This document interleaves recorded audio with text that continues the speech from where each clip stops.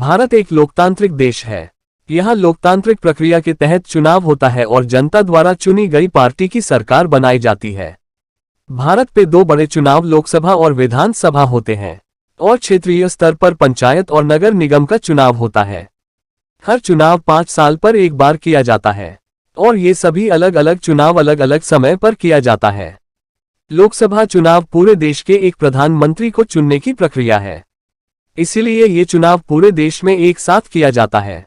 इसको छोड़कर सारा चुनाव अलग अलग राज्य पर अलग अलग समय पर किया जाता है।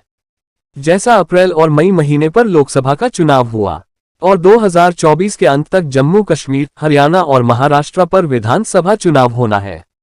अगले साल 2025 पर झारखंड, दिल्ली और बिहार पर विधानसभा चुनाव होना है और फिर 2026 पे असम, केरल, तमिलनाडु, पश्चिम बंगाल और पांडुचेरी पर विधानसभा चुनाव होना है। इसी प्रकार हर साल देश के किसी न किसी राज्य पर कोई न कोई चुनाव होता ही रहता है, चाहे वो विधानसभा हो, पंचायत हो या फिर नगर निगम चुनाव।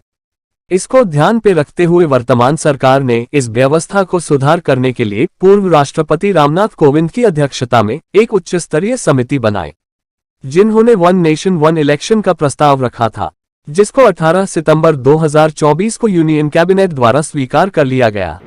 आज यूनियन कैबिनेट में माननीय प्रधानमंत्री श्री नरेंद्र मोदी जी ने एनडीए की सरकार ने वन नेशन वन इलेक्शन में जो हाई लेवल कमेटी की रिकमेंडेशंस थी उसको एक्सेप्ट किया है।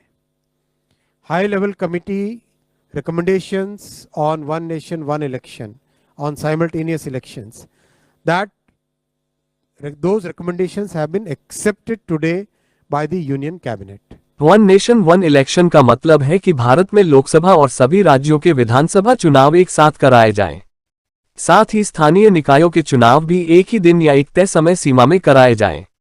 अगर वन नेशन वन इलेक्शन लागू होता है तो लोकसभा और सारे राज्यों पर विधानसभा चुनाव साथ में किया जाएगा और एक तय समय सीमा के अंदर पंचायत और नगर निगम चुनाव भी किया जाएगा।